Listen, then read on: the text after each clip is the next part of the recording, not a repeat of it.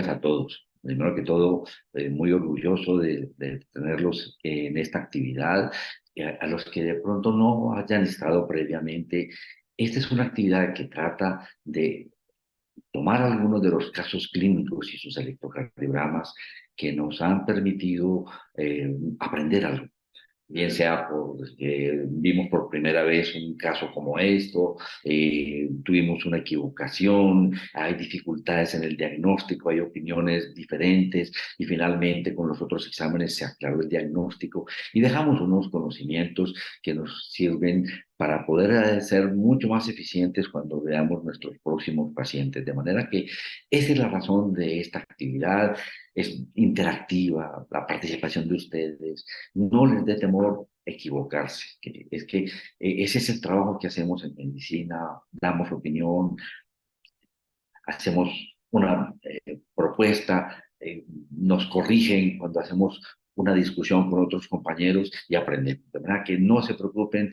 si emiten un concepto y de pronto no era el correcto y aprendimos de eso. ¿Verdad? Que espero su participación con toda frescura.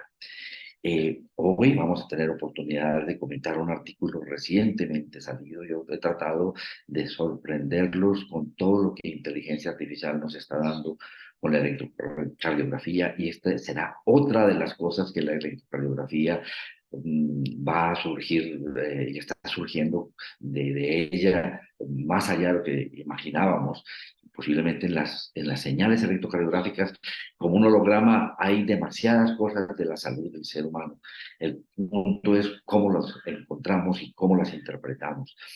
Vamos a tener oportunidad de comentar algunos artículos aparecidos este mes, que es uno de los propósitos, no solamente discutir algunos de los casos de los que aprendimos, sino algunos de los artículos que aparecieron en el mes, de los que también podemos aprender. Bueno, entonces, ese primer artículo, miren lo sorprendente que es. Ese grupo, el grupo que participa, espero yo que muy pronto algunos de los internos que vayan a hacer rotaciones opcionales puedan estar con ese grupo del doctor Paul Friedman en la Mayo Clinic, y aquí tenemos un latinoamericano que nos puede de pronto ayudar, pero este grupo viene trabajando con cosas excepcionales, obteniendo del electrocardiograma gracias a la mirada con inteligencia artificial, información como fracción de eyección, como predicción de fibrilación auricular en el futuro. Pero en esta oportunidad posiblemente nos presenten una manera de ver y calificar el riesgo cardiovascular mirando un electrocardiograma aparentemente normal y pudiendo decir si este electrocardiograma muestra signos que puedan indicar calcificación coronaria. Aquí trabajan con el puntaje de Armstrong y coincide muy bien la aproximación. Ellos trabajan con 7 millones de personas y de sus electrocardiogramas para poder acercarse a esto y alteraciones de contractilidad. Entonces, posiblemente con esto el electrocardiograma va a poder predecir si esa persona tenga enfermedad coronaria en el futuro, y ya no tanto a 10 años, como lo propone Framingham, sino a los 3 y a los 5 años. De manera que aquí hay un filón profundo de investigación y de aportes sobre la señal eléctrica surgida en el corazón. Probablemente tiene pequeñas modificaciones dadas las diferentes alteraciones que se van presentando de forma muy sutil. Todo lo que es llegar a interpretar. Bueno, el primer caso eh, lo presentamos a los que les llegó la historia clínica como un joven de 13 años sin antecedentes de importancia, un mes de evolución de episodios presincopales intermitentes con cambios de posición y un primer episodio de síncope durante el esfuerzo. No hay otros síntomas, no hay reporte de electrocardiograma basal. El médico que lo valora solicita prueba de mesa basculante, prueba de esfuerzo y ecocardiograma.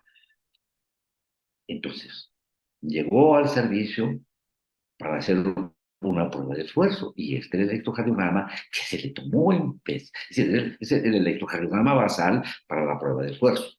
Este caso le hizo un seguimiento muy estrecho el doctor Jorge Largo y lo mismo Cristian, uno de nuestros residentes que están rotando por cardiología, Y yo quisiera que ellos les contaran un poquito más de este paciente antes de que lo discutiéramos y de todas formas de oír la opinión de ustedes sobre este electrocardiograma. Jorge Mario, adelante. Bueno, muy buenos días a todos. Entonces, este caso realmente pues llegó a prueba de esfuerzo durante pues, el turno del profesor Edison. Pues, él nos compartió pues, por lo interesante, ya indagando un poquito más sobre la historia de este paciente. Él viene remitido de San Andrés Islas, ¿sí? En sus 13 años ya había presentado como tal, como motivo de consulta, varios episodios presincopales y finalmente ya, según lo que calzamos como encontrar en la historia, presentó un síncope mientras se iba a bañar, ¿sí?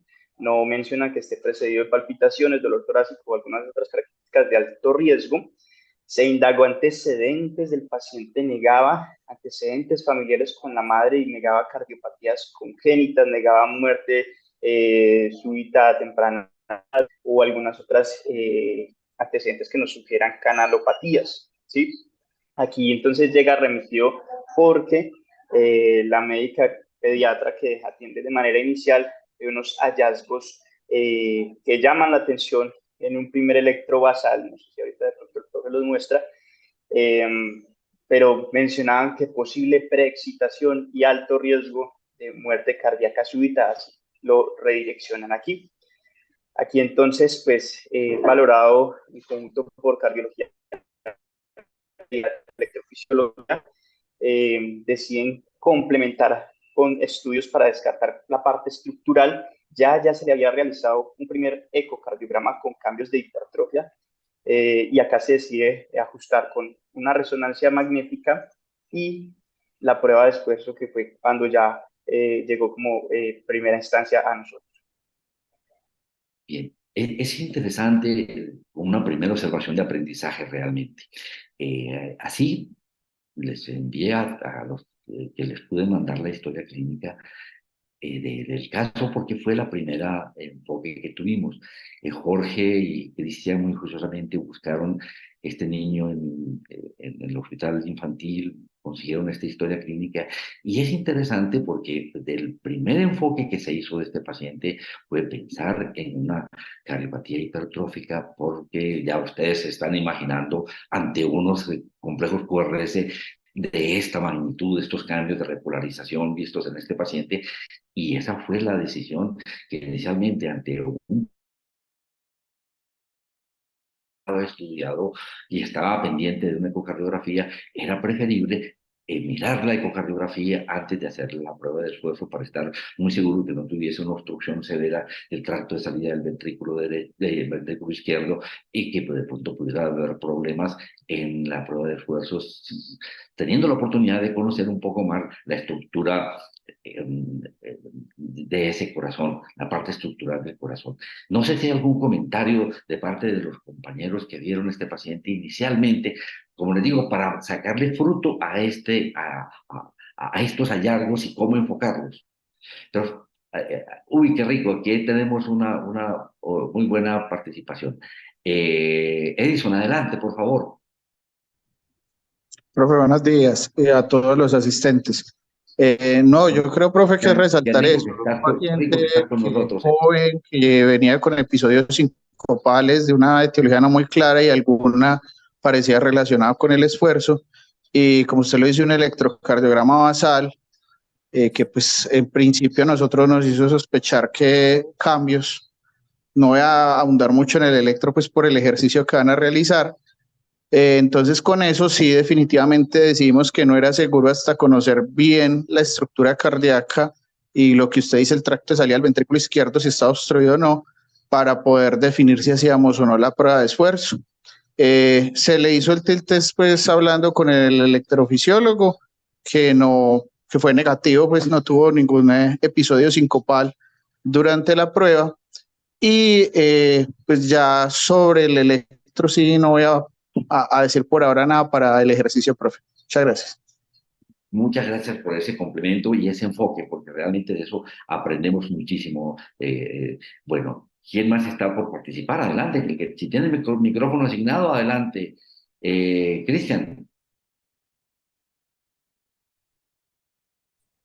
¿Quieres participar, Cristian? Adelante. Días. Sí, pues también estuve como enterado del caso y pues ya de pronto para empezar a hablar del electro, lo primero que uno pues de entrada, cuando sin entrar a analizar cada una de las ondas, lo primero que le llama la atención es ese aumento del voltaje en las derivadas que miran el corazón, pues en las cavidades izquierdas, ¿cierto? Con unas heces que se ven profundas en B1, B2 y esas ondas R también con aumento del voltaje ya en lo que tiene que ser B4, B5, B6, ya como analizando pues de forma sistemática el electro y dejando esto de lado, cuando uno lo empieza a ver, pues si empezando por la onda P, lo primero es que uno ve una onda P también con aumento del voltaje, como si tuviera con criterios de anormalidad auricular, en este caso derecha. Cuando observa el segmento PR, ve un PR corto, realmente, aunque pues incluso, aunque yo creo que se ve mejor en el electrocardiograma basal la presencia de una onda delta, que creo que en este electrocardiograma de pronto hacia B5, B6 se insinúa más, pero en el basal que tenemos o que ahorita nos va a enseñar profe, creo que se manifiesta más. Y bueno, ya lo mencionaba con el aumento de las cavidades izquierdas y cuando analizamos lo que es el segmento ST y la onda T, también vemos que hay alteraciones de la repolarización, vemos ondas T invertidas en realmente casi todas las derivadas, excepto lo que es bueno, de hecho en B1 y B2, si vemos la polaridad de la onda T es contraria a la polaridad del QRS en B1 y B2, entonces realmente en casi todas las derivadas observamos la presencia de ondas T invertidas.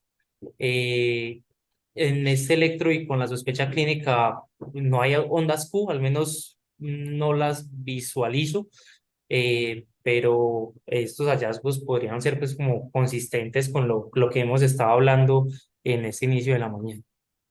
Cristian, muchas gracias. Primera observación muy valiosa para que también lo tengan en cuenta. Este es un electro tomado con los electrodos puestos en el pecho del paciente. Altera muchas de las morfologías de las ondas. A veces cambia el eje del QRS, cambian a veces la polaridad de las ondas T, de manera que es importante tener en cuenta eso. Este es un electro tomado con el paciente con los electrodos puestos en el pecho y de pie. Y por eso le pedimos el favor, Cristian muy gentilmente buscó la manera de conseguir el electrocardiograma de este paciente acostadito, con los electrodos puestos en los miembros. Y miren ustedes que sí, hay campo. Todavía seguimos viendo esas modificaciones de un QRS que es ancho, un PD que es corto. Tal vez ya no hay tanta claridad de si hay o no hay anormalidad auricular, pero de todas maneras se alcanza a observar un comienzo distinto del complejo QRS, un PD corto, y viene y ven que la diferencia en la repolarización en el paciente con el electrocardiograma tomado con los electrodos en las extremidades. Allí la importancia de cuando uno hace una prueba de esfuerzo, ver un electrocardiograma tomado con la posición usual, porque puede uno encontrar cambios electrocardiográficos simplemente por la postura del paciente y por la colocación de los electrodos, ¿verdad? Que es una primera enseñanza. Entonces, este paciente, fíjense que el médico de San Andrés lo enfocó como una preexcitación y no pensó tanto en una posibilidad de una eh, cardiopatía hipertrófica, a pesar de tener esos QRS tan elevados, y la ecocardiografía lo que mostró fue una hipertrofia ventricular izquierda concéntrica leve. Vean ustedes lo que tiene, tiene 5,1 centímetros el ventrículo izquierdo en sístole y tiene diástole, perdón,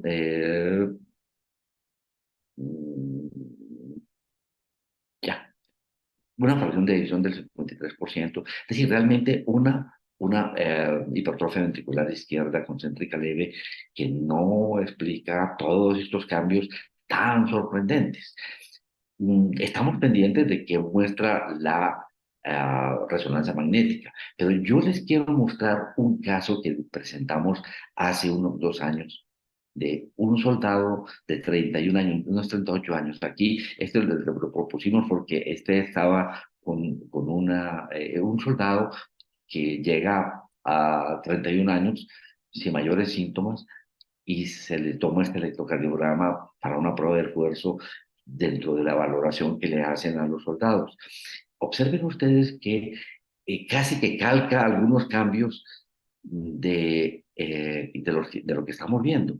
Uno ve aquí el P corto, el comienzo lento del complejo QRS, ve estos voltajes absolutamente sorprendentes de los complejos, ve los cambios de repolarización, y dice uno, esto debe haber una cardiomiopatía hipertrófica en esta persona.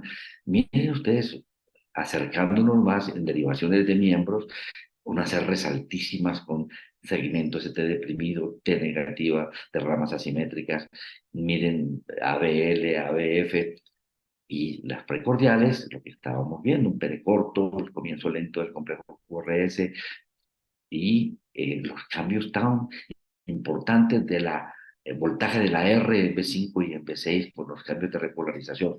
Pues este paciente llegó para una prueba de esfuerzo, igual que nuestro joven de 13 años, y durante la prueba de esfuerzo, pues hombre, tuvimos la oportunidad de demostrar algo que nos sorprendió. Miren este cambio en B5, B6. Y miren ahora, durante la prueba se cierra el complejo QRS, desaparece la precipitación, y observen el electrocardiograma de este soldado de 31 años, que esperamos que algo parecido pueda ocurrir con nuestro joven durante la prueba de esfuerzo, a que pueda desaparecer esa precipitación. Y miren cómo cambian los voltajes. El voltaje que veíamos en B5, B6, miren, ya es razonable, ya no es el voltaje que estábamos viendo previamente. Y miren la repolarización, esto es durante la prueba de esfuerzo, y vuelve otra vez a aparecer la precipitación posteriormente. Entonces, pues aprovechamos este caso que todavía no está terminado de resolver. La sospecha sigue siendo el que sea una preexcitación. No se ha descartado la posibilidad de una cardiopatía hipertrófica, por lo que estábamos mencionando, pero les quería mostrar esto que nos había enseñado previamente, como una preexcitación es capaz de hacer estas modificaciones sustanciales del voltaje y de la repolarización. Eso solo, la sola alteración en la despolarización originada por la asa anual es capaz de provocar esto. De manera que observen ustedes esto que pasa. Jorge, adelante. No, profe, pues para Dale. complementar pues, en esa parte que si bien no me queda claro cuánto estaba el septum, realmente no vimos en la imagen, No, el septo no estaba engrosado, Jorge. Era cierto un que no. engrosamiento concéntrico uniforme por lo que informa. Ujú. Ya te lo voy a pasar, te lo pongo aquí. Creo que como para dar también un mensaje, es que la cardiomopatía hipertrófica, si bien este paciente, vamos a enfocarnos igual por la parte de la banda delta y posible excitación, la misma cardiomopatía hipertrófica es un hallazgo de los múltiples que podemos tener en PR corto y una pseudo delta, e incluso de por sí en algunos contextos nos sugiere ya entrar algunas enfermedades, principalmente por depósito y más en este grupo etario, por ejemplo, enfermedad de Fabry, glicogenosis o incluso enfermedad mitocondrial. Eso es como pues, el otro mensaje a tener en cuenta, que pues, en estos pacientes cardiomiopatía hipertrófica puede también dar esta parte. Justamente, gracias por tu observación, Jorge. Este artículo de revisión de los cambios electrocardiográficos en pacientes con cardiomiopatía se los recomiendo. Es aparecido muy recientemente, me lo facilitó Alejandro Narváez, y en todos los apartes hay uno en lo que se hace la referencia del PD corto de este tipo de cardiomiopatías, como lo acaba de decir Jorge, y algunas de ellas son capaces de provocar la enfermedad de Fabry, otro tipo de alteración que también puede acompañarse de algunas otras problemas cognitivos. Pero fíjense que cabe perfectamente el tener ante un electrocardiograma como este esa impresión diagnóstica. Todavía no tenemos la resonancia magnética, todavía no se ha hecho la prueba de esfuerzo, No se le ha hecho todavía el Holter a este paciente, pero estamos pendientes de todo esto para poder aclarar el origen de esa morfología de ese paciente con ese QRS y por qué el episodio sincopal. Porque este episodio sincopal por el cual lo remitieron fue muy sugestivo de un síncope mediado neuralmente, porque fue en el momento en que el chico se fue a bañar, no tanto fue en ejercicio, que obviamente cuando es un síncope durante el ejercicio uno definitivamente piensa que es una cosa cardiogénica. No sé, doctor Edison, ahora sí, conociendo esos detalles, oímos su enfoque y su opinión.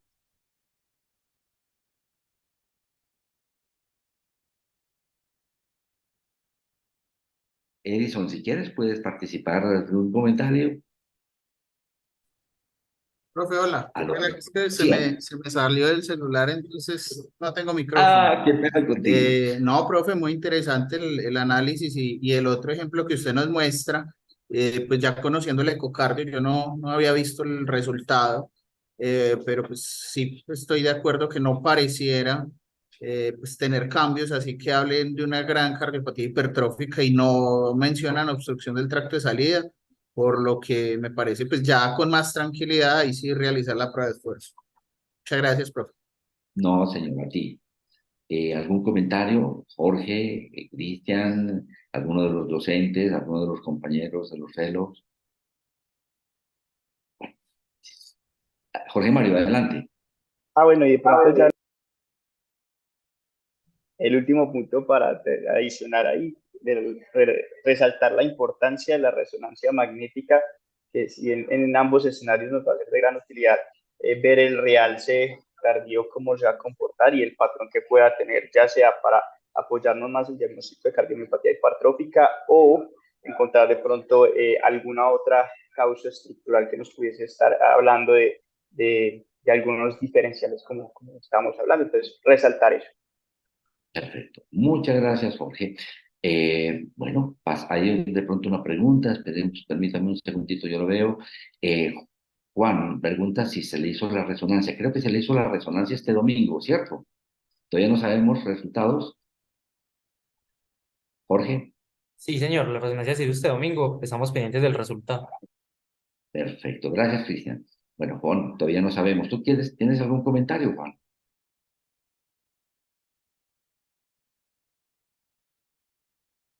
No, no, profesor, no. Quería saber si le habían hecho resonancia y la resonancia que había mostrado. No, Ningún adicional. queríamos tener pues, la primicia, pero no la tuvimos. Estábamos esperando que hoy nos la puedan revisar y nos cuenten. Y les contaremos, por supuesto. ¿Ok? La evolución de este paciente, que creo que todo esto nos va enseñando. Y creo que era aprovechar el enfoque, la manera de proceder con los diferentes exámenes, la prudencia, el cuidado con el paciente, siempre la seguridad del paciente, pero que vamos avanzando en ofrecerle una aproximación diagnóstica y resolver las inquietudes que tenemos todos y poder evitar que este muchacho pueda tener en el futuro nuevos síntomas, ¿no? Ok. Eh, este caso me lo remitió Isabela, muy juiciosamente hizo luego una vigilancia muy estrecha de esto. Isabela, ¿tú nos puedes contar de este paciente? Profe, claro que sí. Profe, esta es una paciente de 64 años. Ella tiene un antecedente de enfermedad renal crónica terminal en hemodiálisis. La etiología no está afiliada. Y aparte de eso, tiene un diagnóstico, un antecedente interrogado de enfermedad coronaria. Eso realmente no se aclaró. Ella dijo que tuvo una vez un episodio de dolor de pecho, pero nunca se le realizó cateterismo y le dijeron que tenía un infarto. Entonces, realmente no es muy claro. Y ella ingresa porque 15 minutos después de iniciada la diálisis tuvo un síncope. Al momento en que la valoraron en la unidad de diálisis, a ella la encontraron bradicárdica e hipotensa. Y por esos hallazgos la remitieron al servicio de urgencias porque allá no tenían disponibilidad de realizar electrocardiograma. Y este es el electrocardiograma que se obtuvo de la paciente. Muchas gracias. Aquí hay varias información adicional, ahorita contaremos, pero así se presentó exactamente Isabela. Oigo opiniones. Ustedes tuvieron la oportunidad de mirar este electrocardiograma. ¿Qué piensan de ese enfoque que se hizo? ¿Qué piensan de la interpretación del electrocardiograma? Adelante. Oímos opiniones. ¿Qué piensan del enfoque? Fíjense que la manera como se enfocó, pues por lo menos pienso que con ese electrocardiograma, ¿cierto? Que nos dicen, se enfocó como un ritmo ventricular acelerado, con una T retrógrada, y pues, ven ustedes nuevamente, nos sorprenden cada vez más los indicadores de mm, lesión miocárdica con las troponinas elevadas, que hay que evaluarlas muy juiciosamente con todo el cuadro clínico del paciente. Y miren lo interesante, como el colega dice, no, un momentico, yo veo primero esa ecocardiografía, ya eso debe ser una cosa diferente, la que esté causando esa elevación del de las troponinas y le pide la ecocardiografía. Y entonces quisiera que nos opinaran sobre este electrocardiograma.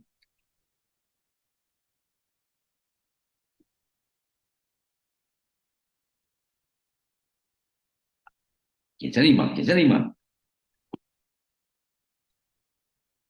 Roberto, ¿tú tenías algún comentario con este electrocardiograma?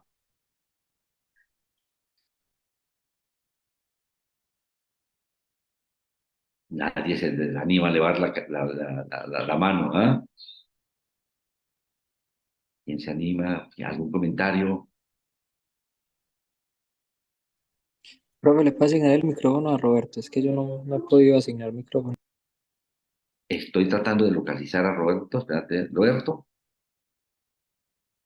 No, no, no, no, no, no. Roberto, ¿tienes? No, tal vez no tenga micrófono, Roberto. ¿Quién se anima? ¿Quién se anima a participar?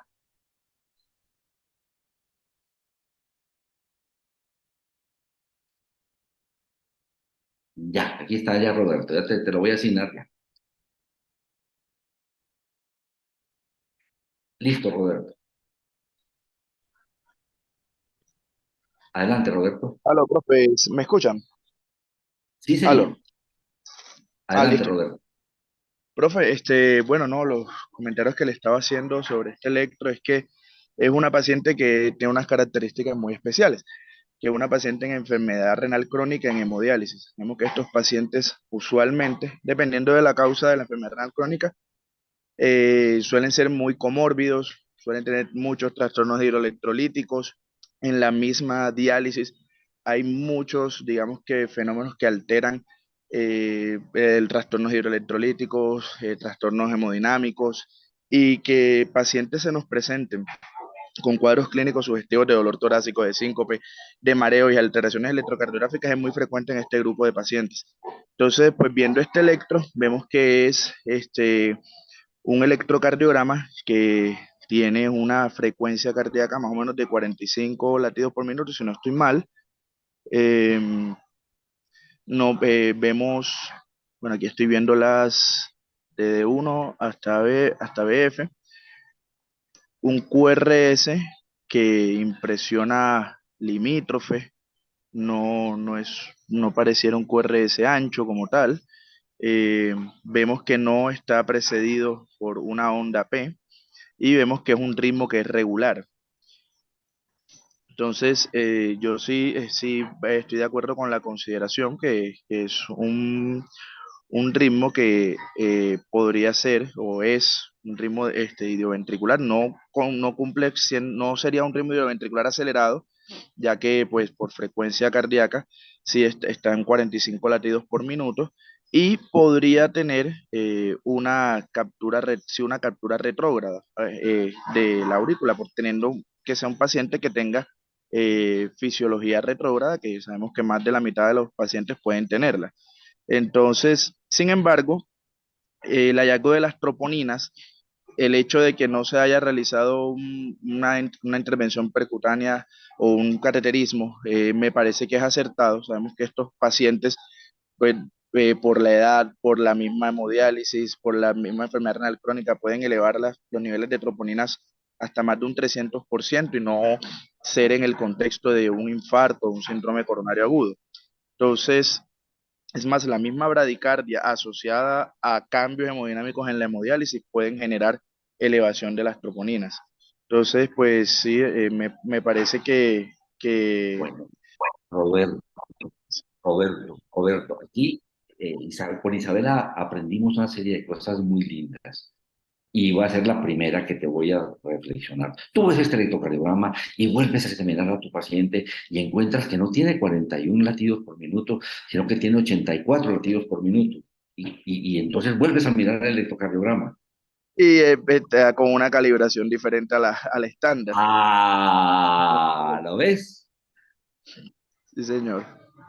Está tomado a A 50 50. milímetros por segundo. Siempre hay que mirar los aspectos técnicos y obviamente compararlo con el paciente. Si a ti te dicen bradicardia y te toman este electrocardiograma, te concuerda, pero luego te vas a dar cuenta. Y fíjate lo interesante, el electrocardiograma tomado con 25 milímetros por segundo.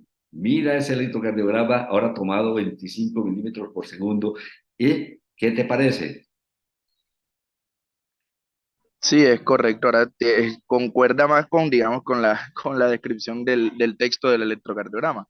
Exactamente. Entonces, fíjate, es decir, todo el análisis que estabas haciendo, pero fíjate cómo a veces uno, si no mira bien los aspectos técnicos, hace interpretaciones que pueden enredar al paciente. Dice, es un ritmo irregular y eso, ese paciente necesita, si está hipotenso, yo le doy apoyo con eh, y mira una cosa interesante que analizamos también con Isabela, porque quiero que ahora Isabela nos cuente un poco más, porque ella empezó a buscar más información de qué había pasado con esta paciente, porque pues ella me mandó este electrocardiograma como un electro que podíamos discutir. Y claro, es un electro del que tenemos ya un primer aprendizaje muy importante, pero luego esa decisión del electrofisiólogo y cómo lo interpretó el electrofisiólogo es interesante.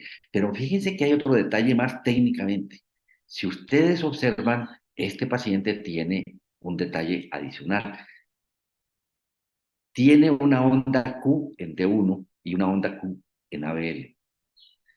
Este paciente de unos cuantos segundos o minutos no va a cambiar esta morfología de D1 y ABL que tenía antecitos cuando empezamos a tomar el electrocardiograma, y al volverlo a repetir, una Q en D1 y en ABL. No tenemos una onda P precediendo el complejo para uno poder decir si está mal colocado los cables, pero con mucha seguridad aquí hay un trastorno de la colocación de los electrodos, están intercambiados y hay que volver a tomar el electrocardiograma revisando juiciosamente la colocación de los electrodos. Otro detalle técnico más en el mismo paciente, pero vean ustedes porque fácilmente puede decir uno, claro, que hay una Q en D1 y una Q en ABL.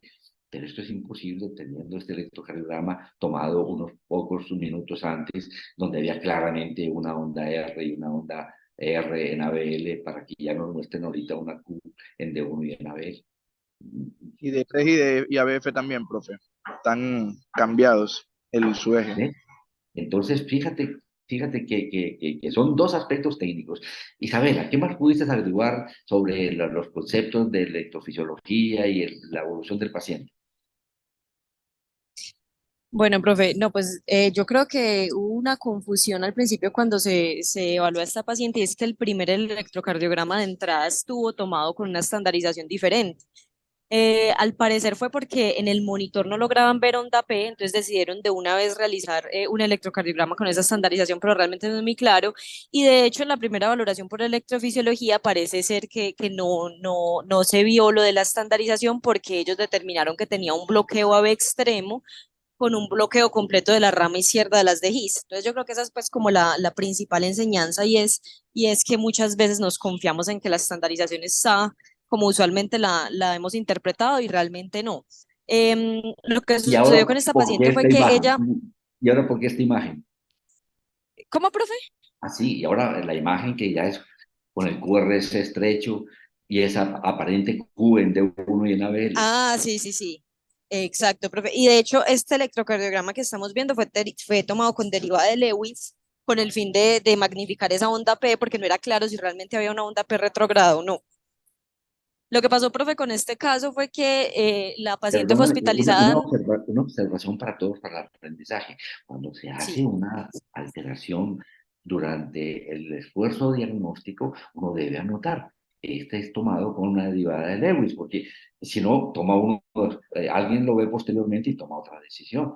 Entonces, fíjate qué tan importante este cambio que tenemos aquí es por una ubicación diferente de los electrodos, para poder observar mejor la presencia de la onda P y poder tomar decisiones sobre el ritmo del paciente. Entonces, es una de las cosas igualmente Así es, profe.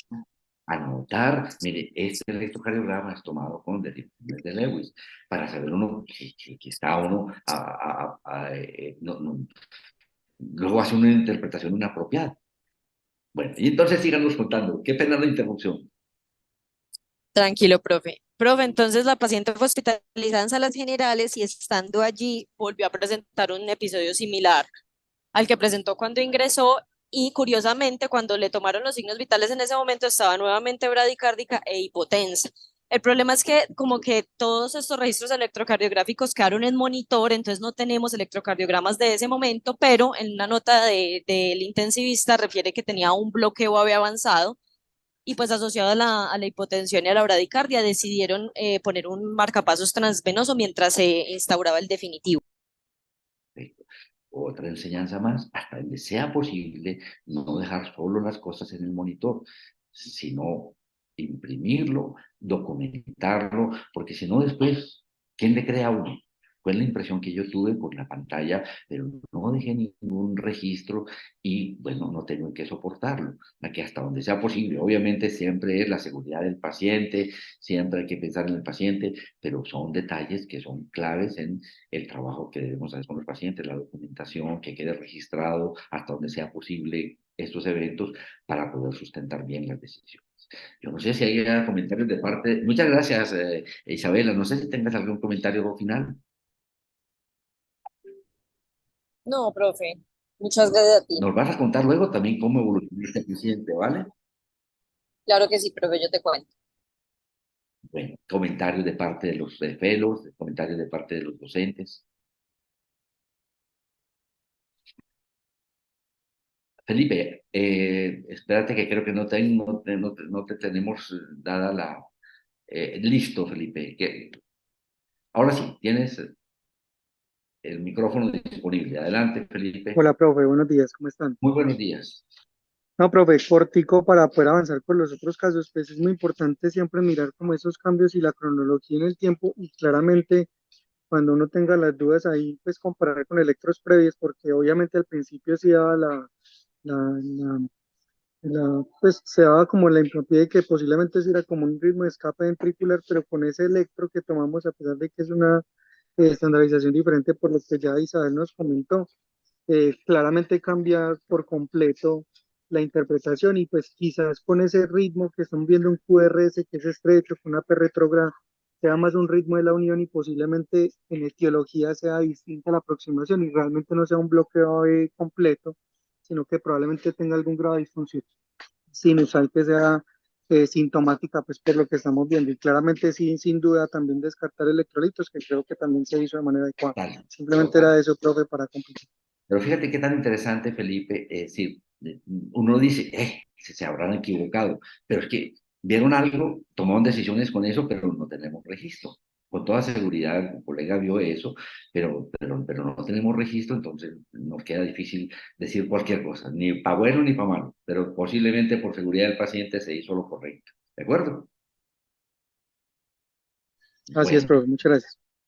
Cristian fue muy generoso y esta vez nos comentó otro paciente más. ¿Quieres comentar a este paciente, Cristian?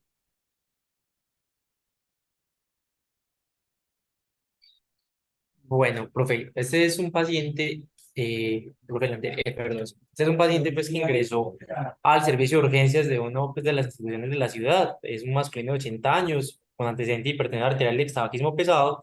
Él ingresó pues por un dolor torácico, un rayo precordial, opresivo, no irradiado, asociado a disnea de diaforesis. Y pues en el enfoque se le pide un electrocardiograma que muestra pues como los hallazgos. Pues yo creo que de pronto hablar la interpretación y yo ya les cuento en qué terminó No, finalmente el tranquilo, paciente. porque ¿cómo interpretaste este electrocardiograma? La idea es que tú nos remitiste a esto porque hay cosas que te llamaron la atención. ¿Qué fue lo que te llamó la atención y qué aprendiste de este electrocardiograma, Cristian? Listo, profe. Bueno, lo primero es que me pareció un electrocardiograma usualmente cuando, o bueno, o con el que usualmente vemos el paciente con dolor torácico y un síndrome coronario agudo. Muchas veces pensamos en el bloqueo de rama izquierda y pues como las interpretaciones o consideraciones que se tiene que tener con la interpretación del electrocardiograma. Entonces acá me gustó el electro porque partíamos ya de algo diferente. Entonces, empezando como la interpretación sistemática, un electro que tiene la calibración estándar, eh, vemos una frecuencia cardíaca de aproximadamente 50, vemos un ritmo que es sinusal, un PR que está entre el rango normal, y cuando vemos el QRS, entonces lo primero que es como que le llama a uno la atención es que es un QRS que es ancho, que tiene la morfología de un bloqueo de rama derecha, con incluso ahí yo creo que en el B1 se alcanza a ver una pequeñita R al principio, solo que en V1, eh, pues no, para mí no es una franca U, entonces vemos el patrón RSR' con un componente negativo en B6. Me parece también interesante este electro mostrar la descripción de la onda S en las derivadas en D1, ABL y B6, que vemos una onda S que muchas veces uno la encuentra como slur, no sé muy bien la traducción pues como al español, pero que ya está descrito en el bloqueo de rama derecho. Y finalmente, donde es más evidente, una elevación del punto J en V3 y V4. Eh, Desde V2, ¿no? y esto, que es una elevación convexa del segmento ST, finalmente, pues entonces me gustó mucho este electro por esto, por la interpretación del síndrome coronario agudo con bloqueo de rama derecha y que presentaba una elevación del ST. Recordar que las guías realmente pues, recomiendan la evaluación del segmento ST en los pacientes con bloqueo de rama derecho, similar al paciente sin bloqueo de rama. Y este paciente tenía un alto riesgo cardiovascular con un dolor torácico que era de características isquémicas. Se llevó a coronariografía y encontraron una oclusión de la arteria descendente anterior. Ese finalmente se llevó pues a coronario, se le colocó el stent y el paciente evolucionó bien. Ese era como me pareció un lección interesante como por esa descripción de los hallazgos. Muchas gracias, Yo, profe. yo te hago una pequeña observación, Cristian. ¿Qué te parece la morfología de ABF y D3?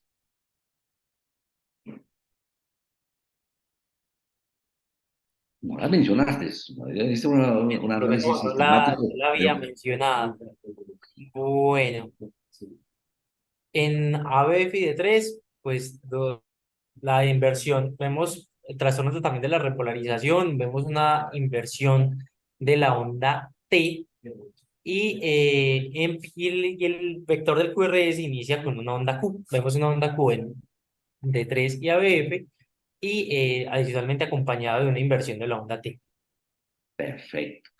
Yo quisiera aprovechar, está uno de nuestros expertos que analiza muy juiciosamente hallazgos electrocardiográficos y oclusión, ¿no? Aquí habla más de un IAM con oclusión completa de una coronaria, en este caso la coronaria se demostró en el cateterismo, la descendente anterior. Alejandro, tú tienes comentarios y si está todavía el doctor Senior, podemos aprovecharlo inmensamente. Alejandro, ¿tienes algún comentario?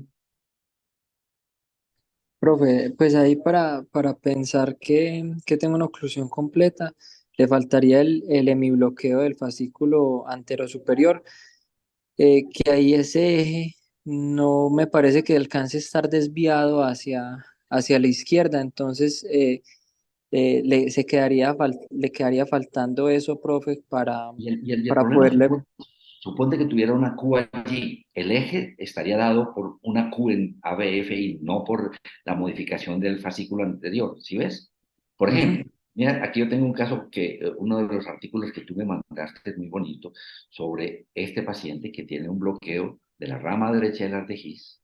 Es un paciente muy interesante que hace un síncope durante el ejercicio, y el electrocardiograma se demuestra que tiene una prolongación muy importante del PR, tiene un eje que, como lo ven, es totalmente desviado a la izquierda, y no por onda Q en ABF, sino por la morfología. Entonces hay un claro bloqueo de la rama derecha de la tejiz, hay un bloqueo del fascículo anterior, hay un PR prolongado, hace síncope el paciente, tiene que sospechar un bloqueo trifascicular, le pide un Holter y durante el Holter se demuestran periodos en los que hay disociación auriculoventricular completa. Definitivamente es un paciente que con este PR tan prolongado junto con bloqueo de la rama derecha del arteris más el bloqueo del fascículo anterior hace el diagnóstico claramente de una alteración muy severa de condición auriculoventricular y explica el síncope del paciente. Entonces,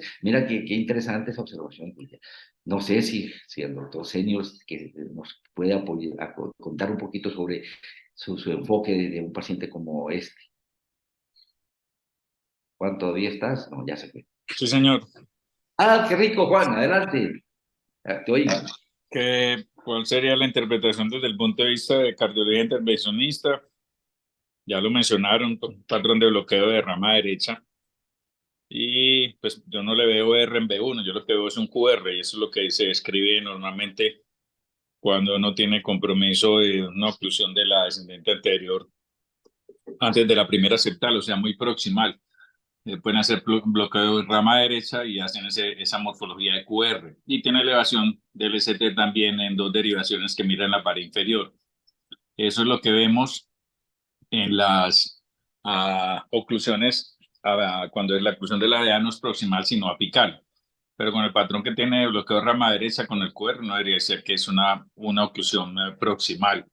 Y esos cambios en la pared inferior los ve uno cuando la descendente anterior abraza todo el ápex y llega hasta la pared inferior y en general irriga el tercio distal de la pared inferior. Entonces es lo que se llama la DA que abraza la pared inferior. Es una clasificación que se llama tipo 3. La DA discurre por todo el septo interventricular, llega al ápex y da la vuelta. Y eso puede dar cambios en la pared inferior. Cuando no tienen ese patrón, lo más sugestivo es que sea un infarto por oclusión de la DEA en el segmento medio y todo lo que está comprometido es el ápice. Entonces da elevación en la pared anterior y en la inferior. A veces uno se encuentra casos en que tiene compromiso agudo de dos arterias, pero es extremadamente raro. Lo usual es que sea la descendente anterior, sería como la interpretación. Y una aclaración bien importante es que el bloqueo de rama izquierda puede dar dificultades en la interpretación de si hay una arteria ocluida o no. El bloqueo de rama derecha en general no. Y en general cuando se presenta que no es precedente al evento agudo es porque hay compromiso de la ascendente anterior proximal. Perfecto. Juan, muchísimas gracias. Fantasía. No sé si hay algún comentario de parte de todos ustedes. Creo que, no sé si está Santiago Guerrero con nosotros. Santiago nos remitió este electrocardiograma. Desafortunadamente no supimos mayor cosa de él. Ganemos un poquito de tiempo, Santi. Santiago, adelante. Déjate, te asigno el micrófono si hay algún comentario. Espérate. Adelante, Santi. Que de todas formas lo remitiste y creo que qué rico que nos cuentes qué fue lo que te llamó la atención de este electrocardiograma. Profe, hola, ¿cómo está? Bien, y muchas gracias Aló, por tu apoyo, tu colaboración con la actividad, Santiago. profe, ¿me escuchan? Sí, señor, te estamos oyendo. Listo, perfecto, profe. No, profe, realmente este paciente, pues, lamentablemente no puede tener sino un medio turno de contacto en urgencias con él. Fue un paciente, pues, realmente joven, de 29 años, con solamente un antecedente de obesidad que llamativamente venía con pérdida de peso, pues, como con dieta, y consultó por 2 meses de evolución de dolor como punzante en la región precordial intermitente. También por momentos se lo refería como con propagación a la región pues, cervical anterior y al brazo izquierdo. Y ese día pues tuvo como una agudización no asociada a actividad física ni nada. Entonces, además como con una sensación que al interrogatorio pues como con el urgentólogo definimos que era como sensación de muerte inminente. Entonces, por lo cual pues fue que nos llamó la atención. Decidimos tomarle el electrocardiograma y pues vemos los hallazgos pues, que ahí encontramos. Lo ¿Qué que te nos llamó la llamó atención? realmente, eso, Aparte del profe, bloqueo de la rama derecha del haz de Higgs, a ti te inquietó muchísimo, aquí obviamente que esta morfología puede ser justamente la repolarización de un bloqueo de la rama derecha del haz de Higgs. Cuando hay una despolarización sí, anormal, o como la que origina los bloqueos de rama, se acompañan de alteraciones de repolarización, como la que vimos en el paciente de Wolff-Parkinson, o de la precipitación hasta ahora, este momento. Pero te llamó la atención la T en V2, en V3 y en V4, ante la de presencia de acuerdo, dolor, ¿no? de acuerdo, profe, sí, Y por de eso acuerdo. tuvieron una ecocardiografía que prácticamente fue normal, ¿no? Sí, profe, lo Una único que reportaban búsqueda pues con era leve la dilatación. dilatación, bradicárdico, espesor de la paridad, de la parietal con hipertrofia excéntrica, contractilidad miocárdica global segmentaria normal, 60%. No se encontró mayor cosa. Y sí llamó la atención unas troponinas elevadas, ¿cierto? Profe, tenían unas troponinas para el León 13 en área de detectabilidad. Lamentablemente, pues no pude contar con alguna curva, creo que se la realizaron en el resultado. Eh, el paciente siguió con bradicardias de 40, 45 y con el dolor también pues intermitente en el servicio de atención mientras yo estuve en contacto con él. Finalmente él fue remitido a Angiosur. Ahí ya perdimos pues como Se la... perdió. Sí, una recomendación que yo le he dicho pues, aquí a mis fellows cuando estamos trabajando es anote, si es posible, el teléfono de sus pacientes que después hay posibilidad de hacerle seguimiento, porque lo que más aprende uno es del seguimiento de sus pacientes. Entonces, no importa que se va a otra institución, no una llamadita dentro de una semana, don José, ¿cómo sigue usted? ¿Cómo le fue? ¿Qué tal? Y aprende uno muchísimo. Hombre, mándeme su historia, que ahora se le entrega la historia y uno tiene la posibilidad de aprender. Yo quisiera saber, Juan, si me excusas que hoy estoy abusando de ti, pero qué rico que te podamos tener. Si a ti te llega este paciente y te piden concepto de si se hace una coronografía, ¿la harías? ¿No la harías? Profe, ahí lo estaba poniendo en los comentarios, que no con ese electrocardiograma con bloqueo de rama derecha, ponga la firma que le piden troponinas, así la clínica no le dé por síndrome coronario. Y si tiene troponinas positivas, le piden cateterismo emergente, que creo que fue lo que hicieron en este caso, si lo remitieron. ¿Lo remitieron? Sí, Eh, qué bueno. una de las cosas que uno tiene que tener muy claras es primero la sintomatología, por no clasificar los síndromes coronarios agudos. ¿Qué ha pasado con los biomarcadores en la práctica clínica? Que los pacientes tienen cuadros clínicos difusos, no sugestivos, y les piden troponina, la troponina le da positivo, entonces nos arreglamos con la troponina a ver qué es lo que hacemos. Y muchas veces el paciente va a cateterismo sin haberle hecho otros estudios. Pasa muy frecuentemente con los que consultan por síncope. Aunque cuando usted lee las cortes y cuando tuvimos la conferencia del doctor Morillo, los síncopes no causados por enfermedad coronaria no van más allá del 4%, y a esos pacientes pues no se les pide cateterismo. En general les hacen una angiotomografía en los que son muy sugestivos de enfermedad coronaria, o hay algunas dudas para aclararlo, ¿cierto? En este caso tiene un bloqueo de rama derecha, tiene cambios en la repolarización que uno interpretaría como concordantes con su trastorno de conducción. Y aquí lo más importante, antes que las troponinas, es el cuadro clínico del paciente. Si el cuadro clínico del paciente era sugestivo o no, uno le haría manejo de síndrome coronario sin elevación de segmento CT, le haría un electrocardiograma de control. Recuerden que la evolución electrocardiográfica es muy importante. A veces empiezan con electros que no son diagnósticos, y tomado media una hora después podemos encontrar cambios que sugieran, y uno reevalúa la conducta de si necesita un cateterismo emergente o urgente, o luego para hacer una estratificación invasiva del paciente, ¿cierto? Pero en este caso no le llamaría la atención mucho los cambios eléctricos. El único cambio que a mí me llama la atención de todo esto para el bloqueo de la rama derecha es lo que se ve en D3.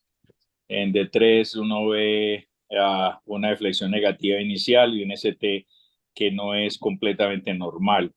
Entonces, a veces hay compromiso de una sola derivación, el criterio de tener dos derivaciones con elevación. Acuérdense que ya está escrito lo del patrón de Aslanger, en donde las oclusiones distales de la coronaria derecha o de la circunfleja podrían dar este patrón. Entonces, ¿qué haría uno? Derivaciones posteriores, seguimiento electrocardiográfico, mirar la evolución del paciente y revisar muy bien la historia clínica, si la historia clínica es sugestiva o no.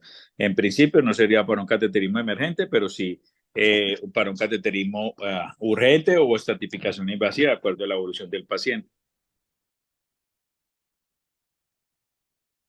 Perfecto. Juan, si alguien te dice, profe, eso no es un síndrome de Wellens, esas T no son de Wellens.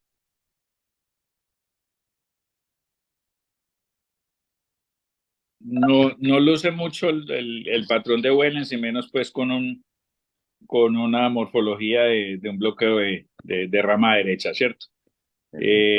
Porque la sección del Wellens no está en el escenario de un trastorno de conducción. Generalmente son inversiones de la onda T, B2, B3, que pueden ser simétricas o asimétricas para concordar con los dos patrones y que debe conservar la onda R. Y recuerden que en un principio pensábamos que el Wellens debía tratarse como una oclusión aguda, pero revisando exactamente los estudios iniciales de Wellens y las cortes posteriores que reportan estos hallazgos, el patrón de Wellens se presenta cuando se ha tenido una oclusión de la descendente anterior y reperfunde, o sea, es un signo de reperfusión. Entonces, lo que uno en general encuentra en el cateterismo son lesiones severas de la descendente anterior, pero con un flujo distal adecuado. Perfecto. Juan, muchísimas gracias.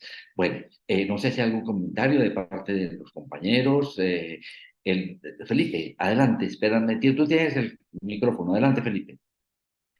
Sí, profe, no, algo cortico pues para poder avanzar en el otro. Es llamativo lo de los cambios de la repolarización. Claramente lo que decía el profesor es muy importante porque él consultó fue por dolor torácico, pero pues esos cambios de repolarización que están más allá de B3, con ese bloqueo incompleto y como de rama derecha, obviamente si el contexto fuera otro, pues ¿por qué no pensar en una cardiomopatía ritmogénica? Es un hombre joven, 29 años, pero pues es llamativo eso, como tratando de buscar otras causas, aunque claramente lo que dice el profe es la clínica. Muy bien. Bueno, teníamos el siguiente caso que era el doctor Santiago Giraldo, nos aporta para cada grupo. Ya estamos sobre el tiempo, pero rápidamente yo voy a aprovechar que está el doctor Senior y él muy gentilmente me hizo un comentario sobre este caso córtico, Juan. Es un paciente taxista que hipertenso con diabetes mellitus 2 hace una pérdida de conocimiento, lo traen, fibrilación ventricular, lo logran sacar adelante, sale con este electrocardiograma que casi todos vieron, y luego ese paciente le dan un soporte con norepinefrina y le toman un electrocardiograma antes de ir a hemodinámica. Juan, muy cortico, ¿podrías hacer un comentario sobre este electrocardiograma, sobre el caso clínico y sobre lo que le tocó hacer al hemodinamista?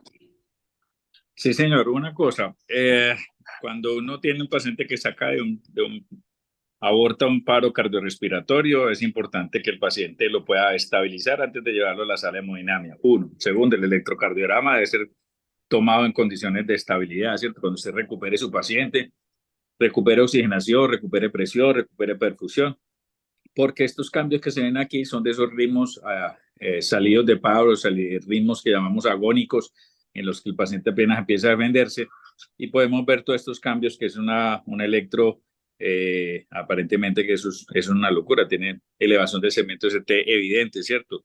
B4, B5, B6, una elevación del segmento ST, pero precisamente lo que hay que definir es si eso que hizo el paciente fue por un infarto agudo o no. Esa morfología la ve uno mucho en los pacientes que tienen cicatrices de enfermedad isquémica previa y hacen algún episodio de inestabilidad hemodinámica, síncope o paro, y cuando usted hace un control ya no tiene absolutamente nada, o por lo menos los cambios que usted ve no son de elevación de segmento ST. Recordar que hay dos estudios, el COAT y el Tomahawk, que dicen que después de una parada cardíaca abortada no se benefician de hacer un cateterismo emergente. Los pacientes con ST sí. Este es uno de los casos que uno mira que probablemente es eso. El electro después lo que muestra es elevación del ST en algunas derivaciones no significativa con depresión difusa. El ABR está elevado, el B1 está elevado, el B2 ya no, y los otros tienen depresión. Y lo que muestra la coronografía, según lo que nos mandaron estas fotos estáticas, es una oclusión crónica del ascendente anterior con una enfermedad coronaria severa multivaso. La coronaria derecha dicen que está ocluida aguda, solo que en esta imagen, no es un fotograma así estático, es muy difícil saber, aunque uno con la anatomía que tiene y con lo que se ve ahí en la foto, no pensaría que eso fuera agudo, sino una oclusión crónica también distal de la coronaria derecha. Perfecto. Juan, muchísimas gracias. No sé si hay comentarios de algunos de los docentes, algunos de los internos, de los residentes, de los profesores de medicina interna que quieran resolver alguna inquietud. Bueno, tenemos ya las 8 de la mañana. Ay, caray, yo me siento muy agradecido por la participación de todos ustedes, por el compromiso de compartir sus casos y el aporte de los residentes, de los fellows y de los profesores. Juan, muchísimas gracias por todos tus aportes.